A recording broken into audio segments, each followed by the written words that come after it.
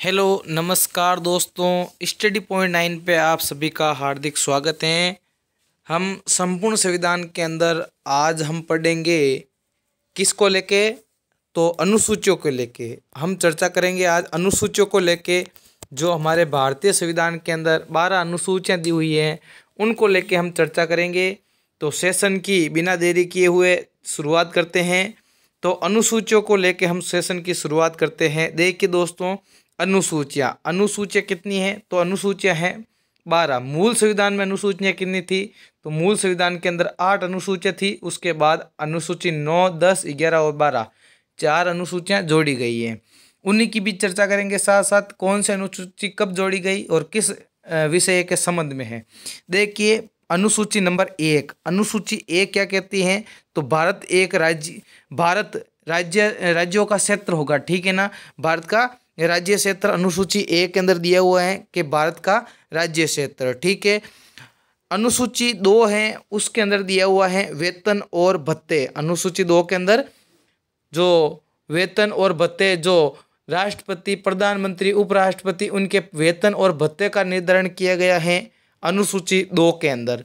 बात करें अनुसूची 3 की, तो अनुसूची 3 के अंदर दिया हुआ है शपथ। देखिए किस प्रकार याद कर सकते हो, शपथ मतलब 3 अक्षर का है, इसका मतलब अनुसूची 3 शपथ का प्रारूप है। और शपथ किस किस की, तो राष्ट्रपति की शपथ, उपराष्ट्रपति की शपथ, राज्यपाल की शपथ।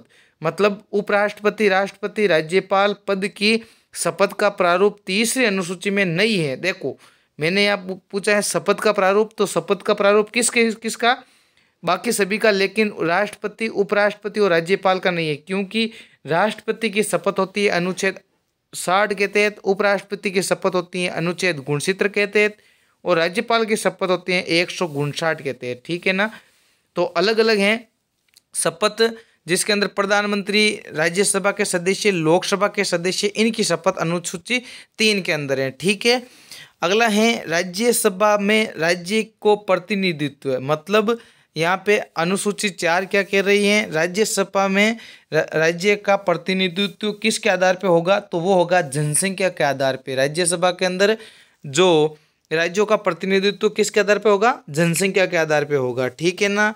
अगला है अनुसूची 5 के अंदर अनुसूचित क्षेत्रों का प्रशासन एवं नियंत्रण। मतलब अनुसूचित क्षेत्रों का प्रशासन एवं नियंत्रण किसके अंदर है, अनुसूची 5 के अंदर है। उसके बाद है अनुसूची 6। अनुसूची 6 दी हुई है असम, मिजोरम, मेघालय, त्रिपुरा। मतलब 4 राज्य हैं जिनको अनुसूचित क्षेत्रों का प्रशासन एवं नियंत्रण दिया हुआ है। किस किस का, असम, मिजोरम, मेघालय और त्रिपुरा। ठीक है, ये 4 राज्य ऐसे हैं जिनको स्पेशल अनुसूचित क्षेत्र घोषित किया हुआ है और इनका अलग ही प्रशासन और नियंत्रण होता है। किसके तहत, अनुसूची 6 के तहत। ठीक है। अनुसूची 7 दी हुई है संघ एवं राज्यों के मध्य शक्तियों का विभाजन। मतलब संघ और राज्यों का मध्य शक्तियों का विभाजन किसके अनुसार होगा, तो वो होगा संघ सूची, राज्य सूची और समवर्ती सूची के तहत।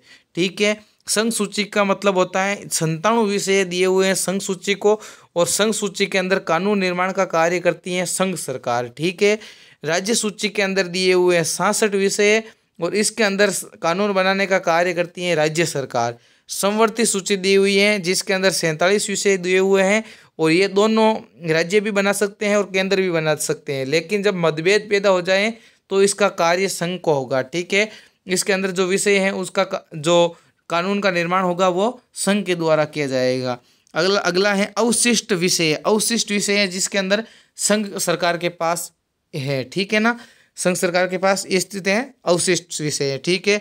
अगला है अनुसूची 8। अनुसूची 8 के अंदर 22 राष्ट्रीय क्षेत्रीय भाषाओं को मान्यता प्राप्त है। ठीक है ना। 22 कब, मूल संविधान के अंदर कितनी थी, तो मूल संविधान के अंदर हम पढ़ते हैं कितनी थी, तो वो थी 14 भाषाएं। कितनी भाषाएं थी मूल संविधान के अंदर, 14 भाषाएं थी। लेकिन उसके बाद आज हम बात करें तो आज के संविधान के अंदर कितनी भाषाएं हैं, तो आज के संविधान के अंदर 22 भाषाएं हैं। कितनी भाषाएं हैं, 22 भाषाएं हैं। लेकिन मूल संविधान के अंदर 14 भाषाएं थी।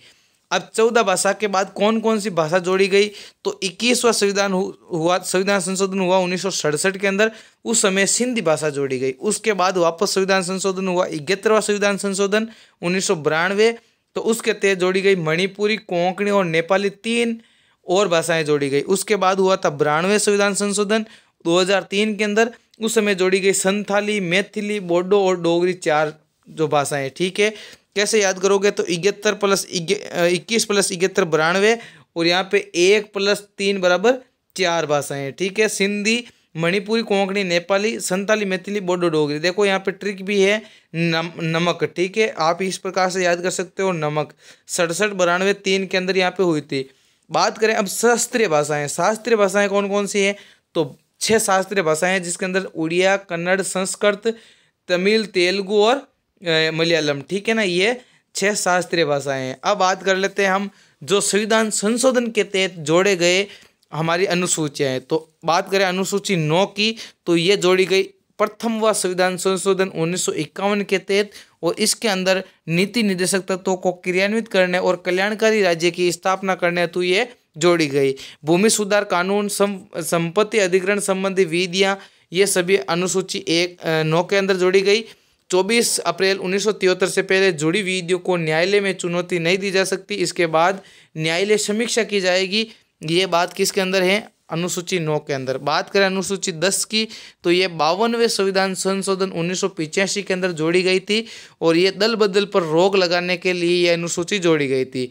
पार्टी के 1/3 भाग का विलय हो सकता है, मतलब कोई पार्टी है वो दूसरी पार्टी के अंदर 1/3 सदस्य उसके अंदर विलय हो सकते हैं, लेकिन यदि उससे कम होने पर दल बदल माना जाएगा। ठीक है, दल बदल कैसे, 91वें संविधान संशोधन 2003 में पार्टी 2/3 भाग का विलय हो सकता है, या इससे ज़्यादा कम होने पर दल बदल माना जाएगा, मतलब उन जो सदस्य अलग पार्टी के अंदर जा रहे हैं उनकी सदस्यता निरस्त कर दी जाएगी। ठीक है, अगला अनुसूची है अनुसूची 11, जो जोड़ी गई थी 73वें संविधान संशोधन 1992 के अंदर, और अगली है अनुसूची 12, जो 74वें संविधान संशोधन 1993 के अंदर जोड़ी गई थी। ठीक है, तो 73वें संविधान संशोधन 1992 के तहत जो जोड़ी गई थी वो लागू हुई थी 24 अप्रैल 1993 के अंदर। ठीक है, और ये थी पंचायती राज को लेके, पंचायती राज को लेके पंचायतों को कार्य करने के लिए 29 विषय सौंपे थे।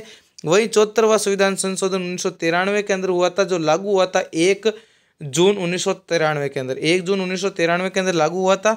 और ये नगर पालिकाओं को कार्य करने हेतु कितने विषय दिए थे, 18 विषय सौंपे थे। ठीक है ना, तो ये आपके सामने टोटल अनुसूचियाँ थी। देखिए अनुसूची 1 वापस एक बार रिविजन करते हैं।